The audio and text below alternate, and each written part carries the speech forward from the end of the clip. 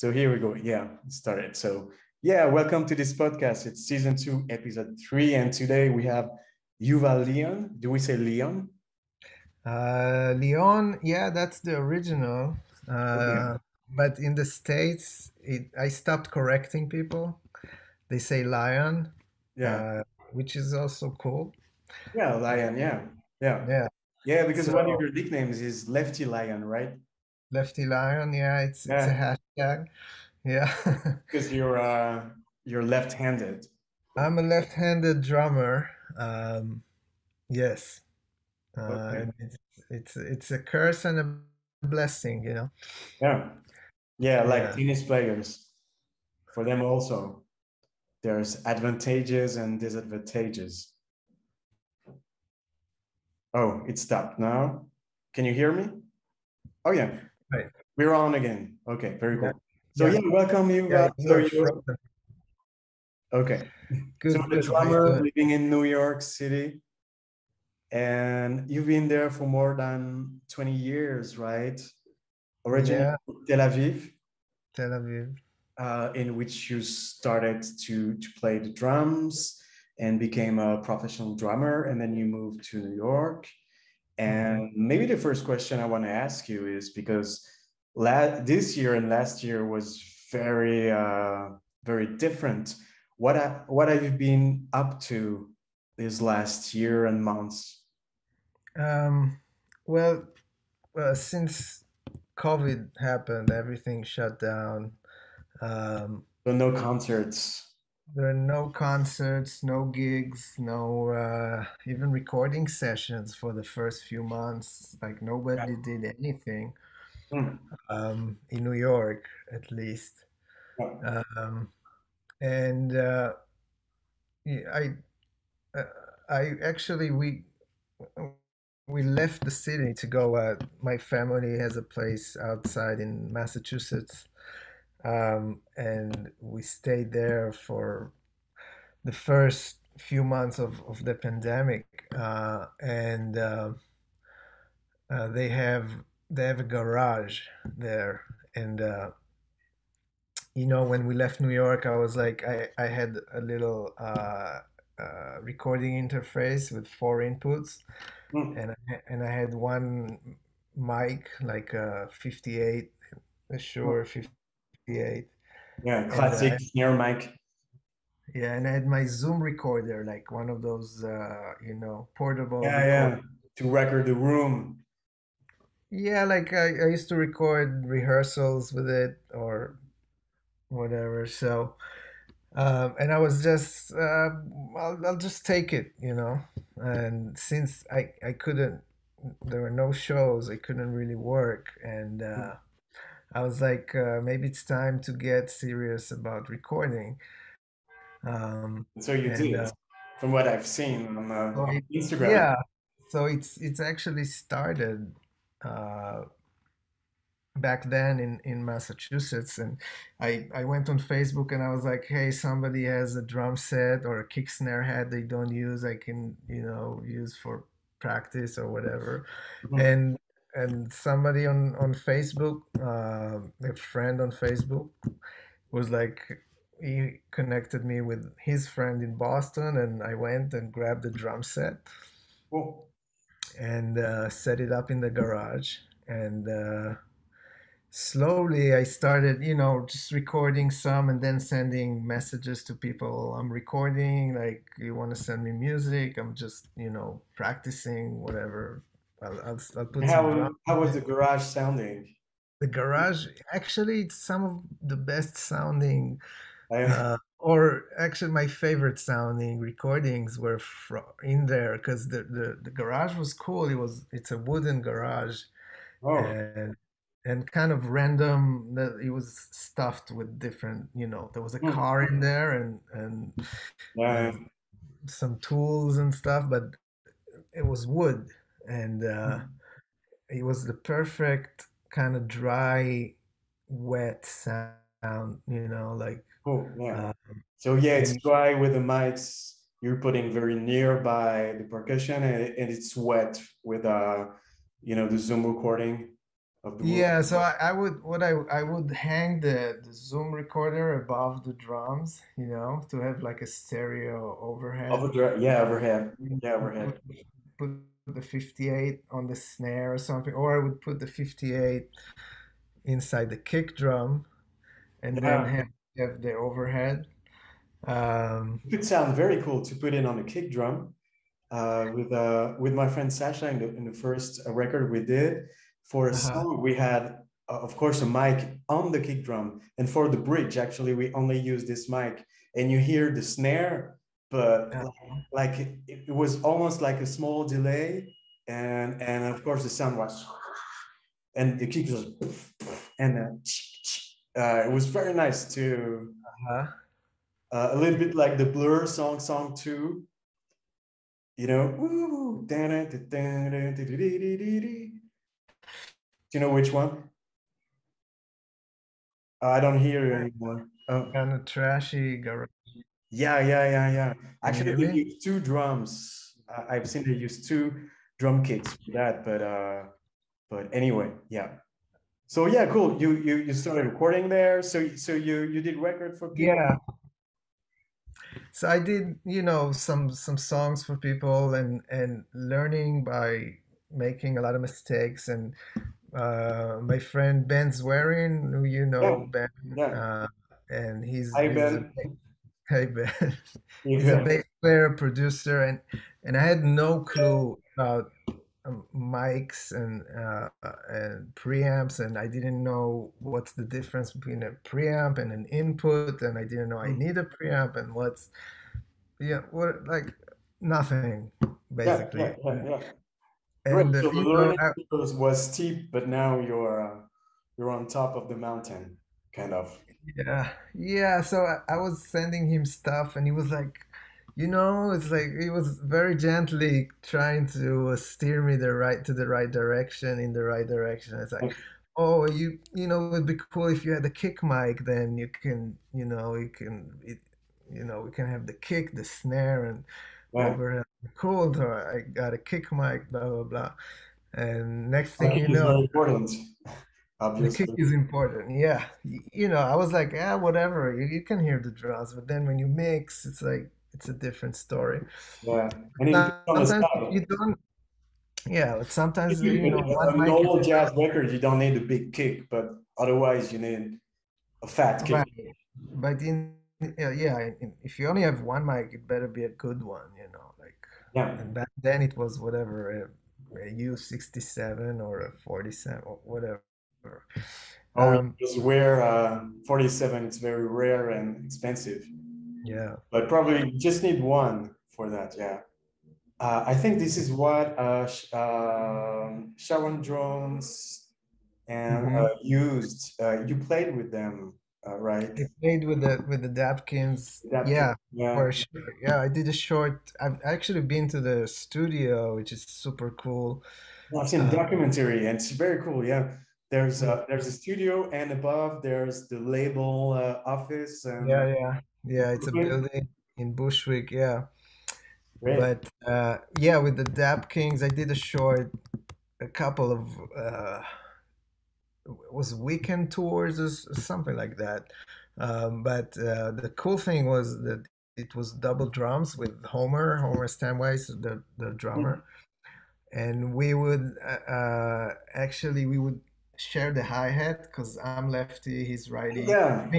I mean he's Yeah. lefty actually, but that's a different story. But we would put the hi-hat in the middle and we shared the hi-hat, and Great. we would take turns on the pedal or just Hmm. close it completely. But the engineer back then, Dave Lyles, he would mic the drums with one mic or two, and kind of random, like by the kick drum under the right cymbal facing the snare maybe, and then maybe an overhead on the other side, something Hmm. uh minimal and cool. Yeah. uh, Yeah. So yeah, yeah, we could maybe speak a little bit about the bands you played with and you're playing with, because you have an yeah, amazing collection of of artists you played with. Oh, thank you. Yeah, most of my time or my time in New York, I've been in bands, and then I had also my, sideman uh, career, whatever you want to call Yeah. it, happening kind of parallel. But um, yeah, I mean, now for the past 10 years almost, I've been a band member in Big Lazy, which is an instrumental New York jazz, not jazz, but it's like a guitar trio. It's actually uh, quite the opposite from jazz. I don't know if the opposite, but it's very, uh, uh, cinematic. Yeah, it's Uh, really like film noir from the 50s or 60s, and also surf guitar and stuff like this. I went to see you in Lyon yeah, a little bit of surf and like, like 3, 4 yeah, years ago. right.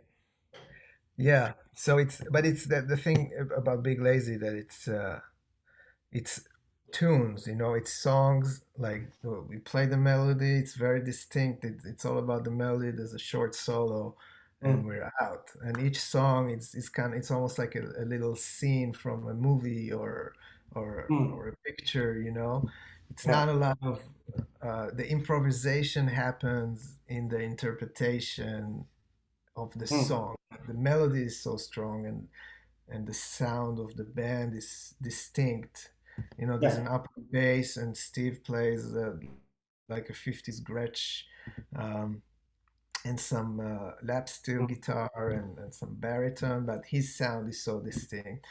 And mm, we create a sound between the three of us, um, and then uh, it's it's not we don't do everything the same every night, but it's uh, like I said, the improvisation happens in the interpretation of the song, yeah. There's a in core, and then you tempo, can. and Mm, yeah, in dynamics. In like every night we feel it differently, but yeah.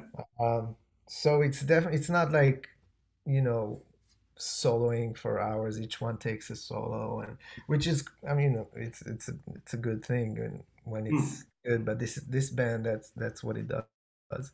yeah. Um, and so that's been my band.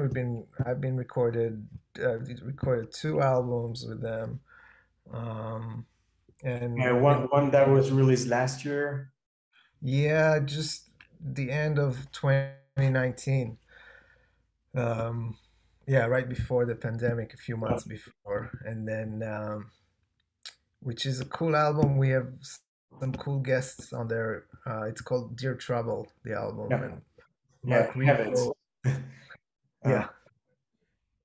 yeah. Um, There's Marc Ribot. Yeah, Mark Rebo is playing on 2 songs with Uh, Steven, and uh, you did a Steven. Beatles cover. We did a Beatles cover with Steven Bernstein on trumpet, who's Yeah. uh, amazing cat. Yeah. Uh, yeah, that was a cool collaborations.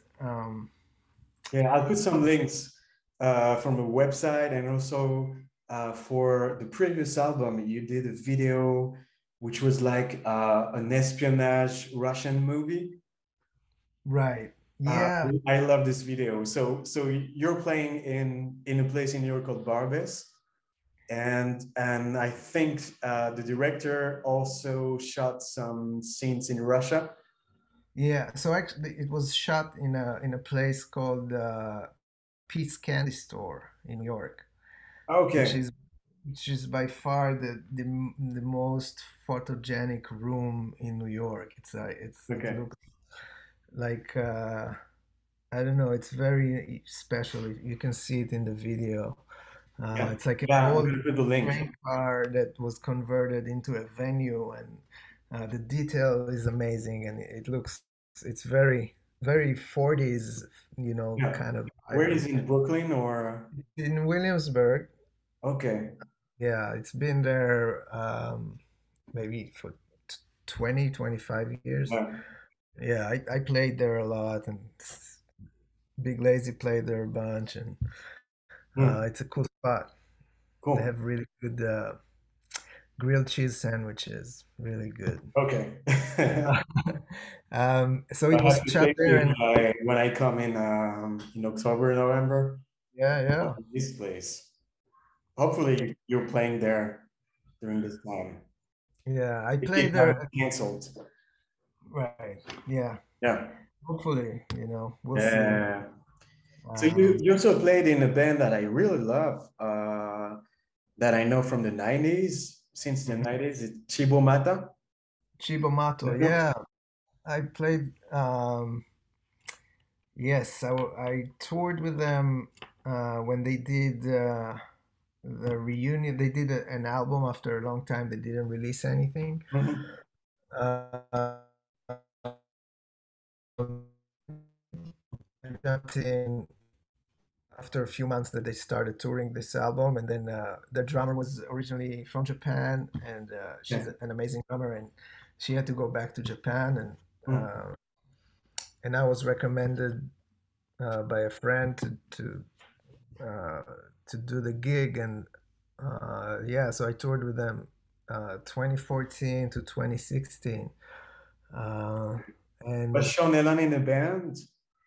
When, Sean, no, Sean wasn't in the band. Sean was in the original band back okay. in 93, 94. Okay. When was it? Because I've seen a picture of you and Sean and the two That ladies. was, that was a different night. That was a night at the Stone it used to be a club. I mean, now it used to be on Avenue C and Second Street. It's John Okay. Zorn. East Village. Yeah, it's Alphabet City, but now it moved. It's at the new school in uh, in the West Village. But it used to be just like a kind of a storefront of a venue, uh, and Yuka from Chibomato, she had a week there. She Okay. curated 1 week of shows, and one of the shows was we played an acoustic Chibomato show, and then after that there was kind of a jam with Okay. Sean and Manny Mark from the Beastie Boys, Oh yeah. and Nels Klein was there playing, and Yeah, Yuka from played. Wilco. Yeah, Yeah, so great. that, that was a cool night. That's probably the picture that you Okay. saw. Yeah. Yeah, because you Um, know everyone, kind of. in New New York York, and yeah. you know a lot of people. But yeah, it was the my best time touring with Chibomato, playing with them. It's like it's super open. Everything is welcome. Like Hmm. just try stuff, new stuff, try different stuff. I was incorporating some electronics and pads and trying things, and they were so wonderful. And Hmm. and Okay. uh, as long as it grooved, and people Yeah. could move, and Yeah. you know, but also the spectrum of I don't want to say genres, but Yeah, it's pretty wide. yeah, it was from heavy metal to bossa nova, Yeah. um, and everything sounded like a Chibomato. So Hmm. uh, for me, it was so great to be able to Hmm. um, play all those styles, but Yeah, I guess so. Uh, yeah, and there's a also video it I was love great. that Michel Gondry, the French director, did. Uh, Yeah, there's yeah, the two ladies, and yeah, actually one does everything in reverse, and they meet in the middle of the video. right, yeah, When it's yeah, split, yeah. is That's it's very ingenious. This guy that's a Michel great. Gondry. That's how I actually heard about the band. I Okay. had I had that DVD compilation Yeah, yeah, yeah, yeah. from Have the it too. 90s. Yeah, Yeah, super cool. He but has I so did. many ideas. It's like a kid when he's explaining his ideas. Is just a kid Yeah, in he's a an adult body or something. Yeah, he's amazing. So imaginative, and like everything is possible. Like he makes it work. Like, and everything is kind of mechanical. It's not like fancy After No, no, Effect no. or everything Everything is done live, actually. ana- analog. Yeah. Yeah, yeah. So yeah, So you played with Susan Vega as well. I mean, I we know each played it. other from Pam, Jerry's wife, because you know Jerry, because you played for Susan Vega. Yes. So yeah, I'm trying to think. I know Pam through Jerry, and Jerry contacted me to do a Suzanne Vega album back in 2015.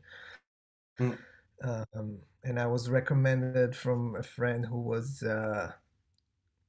knew me through other sessions and but mainly because he'd be lazy and he thought he'd be perfect for that specific album. mm. So so he recommended me, and Jerry contacted me, and I was kind of like, whoa, Jerry, because I know Jerry from about Jerry from the David Bowie stuff, Yeah, yeah, uh, me too. and to Uh, get yeah to get an email from Jerry was like, whoa, what's that? And it was cool. yeah, Uh, yeah, we did an album. I think, yeah, it came out in 2016. yeah, yeah. Uh, It's an album about. I think it was a female writer. She was a yeah, female writer. Carson Carson McCullen, Yeah. uh, and it was a show, a kind of a theater show that Suzanne wrote with Duncan Schick, who's Mhm. uh, he's a singer songwriter and Yeah, also playwright. Um, so yeah, so this is how I got to know to play with Suzanne, and then we did a couple of short live things with Suzanne for that album, mhm. and then I got to do her the Australian leg of her Yeah. tour of 30th anniversary of um, Solitude Standing and Mhm. 99, those legendary albums. Yes, Uh, yeah. it was, yeah, it's I love kind this of. novel since I'm a teenager. I also love the production Hmm. and Yeah, works 99. pretty well, except for a couple of songs which are in which there's a lot of reverbs. Most of them they they're out of time. Hmm. You cannot really say it's 80s. Right. Yeah. Yeah. Those, especially, yeah, the production on 99, uh, that was done by Mitchell Froome Yeah, and Chad Blake. and Chad Blake. So uh, Yeah, cool sounds and cool drum parts and yeah, uh, yeah, and also cool drum treatments, but also live treatments. I kind of yeah, seen they put like a mic in a dustbin in the middle of the room to record the drums, and uh-huh, they go in building sites to get like some tubes or some metal they put on the cymbals or the hi-hats to change it. yeah, It's really, yeah, it's very original. yeah. I love all the stuff they at that period of time. They worked with a bunch of people, and they had their own. What's the name of their project? Is it? Yeah, is it in Spanish or something like this? I Had forgot. a band together, yeah. Yeah, that Uh, was super cool. yeah. Uh, Uh, yeah. And so yeah, recently you still played for David Byrne's musical. yeah. That was. It was actually, the production happened in 2017 at the Public Theater, but before that we did a few workshops from 2015 to 2017, just working on the music and working on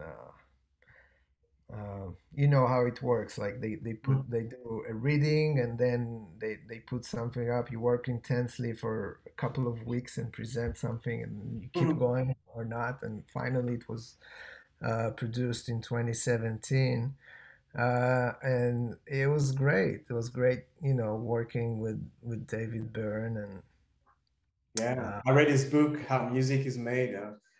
He's very uh, knowledgeable and he seems to be very smart and clever. yeah, and you know, it's very distinct, like his style, Yeah. his music, and the best thing for me, at least, was with the first workshop we did with him for this. Um, since there wasn't really a cast yet, so it was the band and David was singing all the songs that Oh yeah. because they didn't cast actors yet, or Mm. whoever they cast, they didn't know the songs yet. Yeah. So we spent like a day or two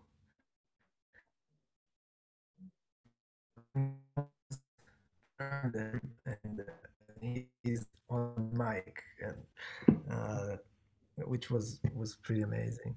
Yeah, I guess so. Um, Yeah. so that yeah, that was a great experience to know him and to work with him. Yeah. All right, cool.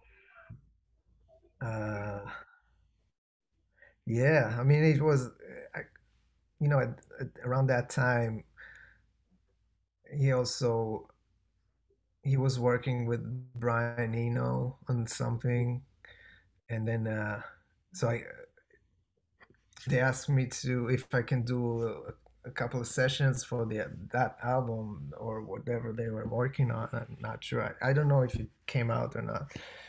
But the story is that I was available, but it was my son's due date. Like Oh the day he yeah. was supposed to be born was the recording session. You know, I was like, you know, I'm available, but they're Yes. like, oh yeah, don't worry about it. We'll do it another time. And of course, it Yeah. never happened again. Yeah. Uh, so that would be a dream, right? Like work on stuff with Brian Eno. And Yeah, of course. He's I mean he's one of the most inventive people in experimental music from the 20th century. So yeah, I mean, what can you say about Brian Eno that is yeah. not? Yeah. Yeah. Yeah. Um. Anyway, but yeah, you know, when I just moved to New York, I was you know, just trying to look for cool bands to play with, like Hmm. Was it original. difficult to make contacts and when you started out? Yeah, yes and no. Did you Um, already knew some people when you arrived, I like knew to some connect? folks. Yeah, I knew some people here because I came from Boston actually. I spent 1 year in Boston at Berkeley Oh School. yeah, yeah, yeah. So you get to know a lot of people there. So there you know, but Is you it know, where I went. you met Ben This there? is when I met Ben. Yeah, Yeah, yeah, yeah. Yeah, I yeah, went to see him in Zurich, and there were some guys from Zurich that were in Berkeley yeah, School at the time. Some yeah, horn players. yeah. That's you know the amazing thing about going to school in the States, or especially Berkeley, because there's so many people from all over the world. It's such Yeah. a magnet to musicians from Hmm. all over the world. So I only spent 1 year there, and still the people I'm in touch with people from that period of Hmm. time that and everywhere I go, there's somebody that I knew that went to Berkeley Yeah. or Uh, but I left so quickly that it took like 2 years till all my friends from there that moved to New York, you know. So, okay. but when I moved here, I had some, you know, some Israelis that I knew here, and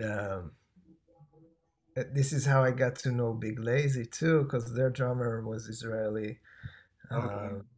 uh, a great drummer, Tamir Muscat. Um, Yeah. and then he was like, "Hey, come check us out," and then And then you left the band and you had the gig. well, that's 10 years later, but Yeah. Okay. Okay. Okay. but I was just a fan of the band from Yeah. seeing right then. Hmm. But I got to know some people, and I was in a band called the Blam, which we did an album. We did three albums, but it was the time the Strokes kind Hmm. of broke out, Interpol, Yeah. the Yeah, all these Yeah. Really early, good bands. yeah. Then it was everybody was kind of in the same scene, Hmm. like Lower East Side, Yeah. Brooklyn, Williamsburg, that all kind Hmm. of thing. Um, but yeah, it was kind of like a rocking punk rock sometimes, and really good songs. And Hmm. we toured in England.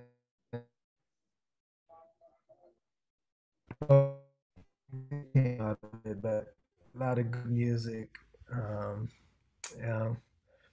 And after that, I was in a band called Pink Noise, which also it's just a four-piece with two guitars, bass, drums, and we were all Israeli in this Yeah. band. And there were two brothers in the band and a female singer who played sometimes guitar, sometimes bass. Okay. Uh, and that was kind of like an art rock kind of a thing. Hmm. And long story short, we did an album with Dave Sitek from TV on the Radio. Yeah. Yeah. Um, and we got signed, and the classic story that the label was bought by a bigger label, Yeah. And they you, cancel the and contract and yeah, and you kind of you still trapped in a publishing deal, but the like you're hmm. in the back to the bottom of the pile, Yeah. like Yeah. Yeah. Yeah. all your contacts are gone. Yeah. Um, but it was great times in music in New York and in indie music, indie rock, and art rock, punk rock, whatever you want to call it. And Hmm.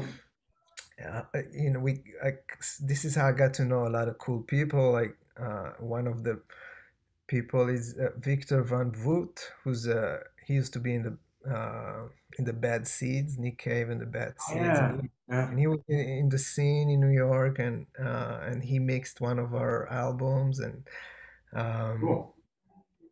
and he loved the band. He loved Hmm.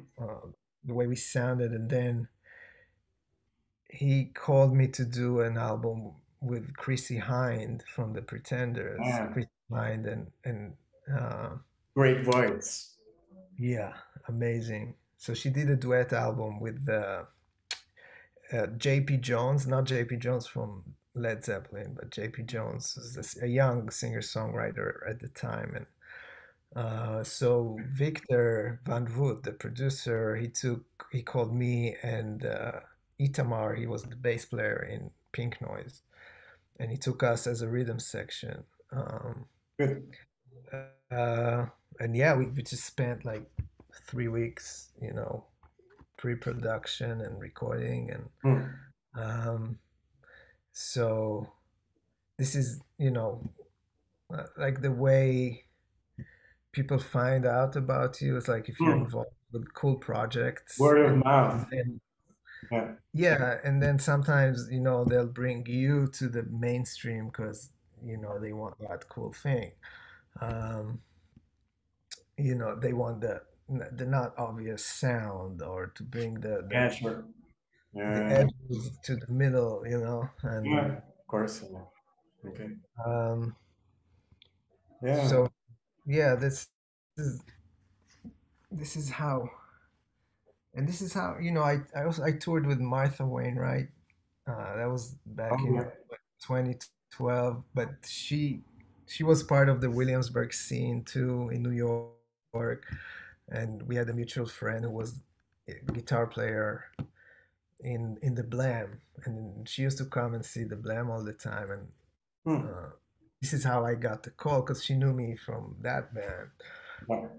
And so kind of my career kind of evolved through that. Like uh, I was trying to do my thing, the indie thing, and make it with a band. But then along Mm. the way, people hear about you, and you Yeah. start playing out with other people, and then other people hear about you, Mm.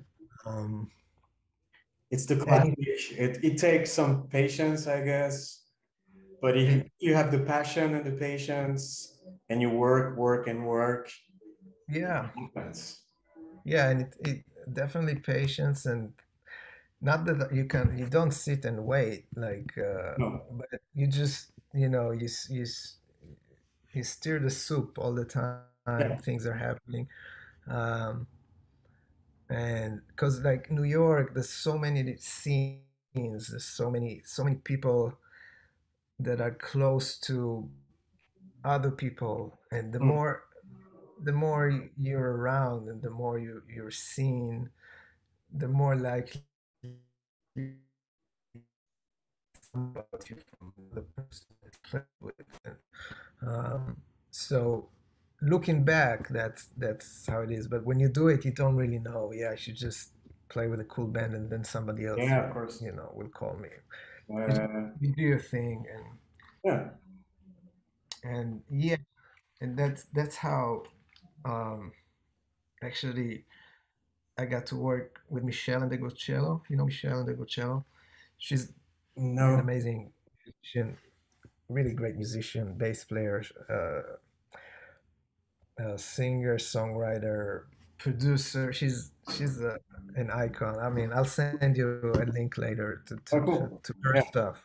Yeah. But she was into Pink Noise, uh, and then out of the blue she called me to do a recording and um, whatever. So that's another kind of you know scenario where like Mm. people see you in something and they want to bring it to their thing, or it's Yeah. good to be seen with something that you you believe in, and something that is kind of yours and you're fully Always in, have to believe in. you know and Otherwise, then when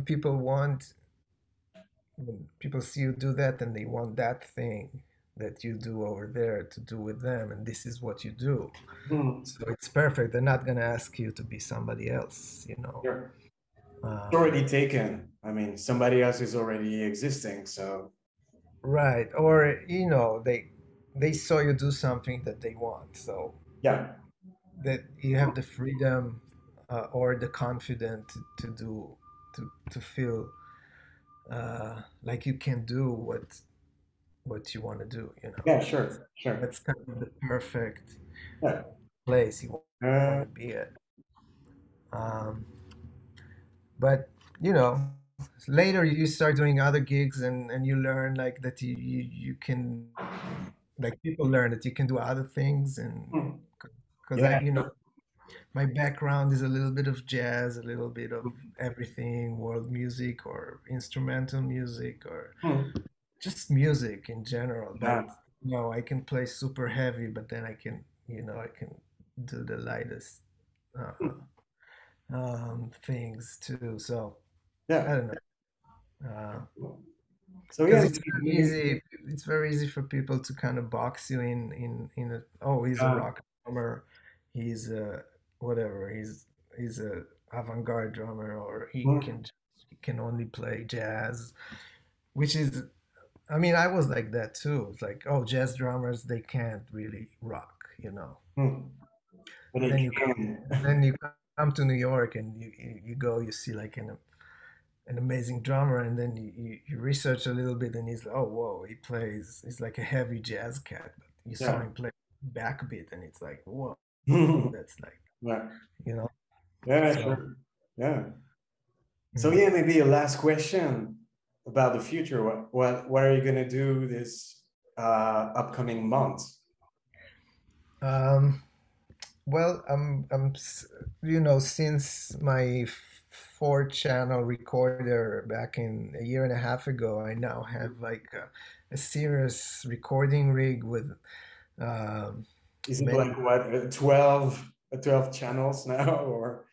I can record up to 16 if I have to, but I never, I always prefer not to. Yeah. But yeah, so I really got into recording, and that's what I see the future. Hmm. Yeah. Because it's super, to me, it's like learning a new instrument, Hmm. like the Yeah, recording is it thing. an instrument in itself? Yeah, it's an art, and the more you do it, you have to do it. It's like you practicing an instrument. So Hmm. uh, it's been a long time since I practiced drums in general. Like that, you know, I don't practice much unless I have to get something. But Hmm. with the recording, I actually for almost a year or for more than a year, I did it every day, Hmm. and because my space, I'm sharing the space, so each time I need to break down the setup, and Oh yeah. I come in, I set up again, Hmm. and it kind of made me try different things each time and know which mic sounds like this.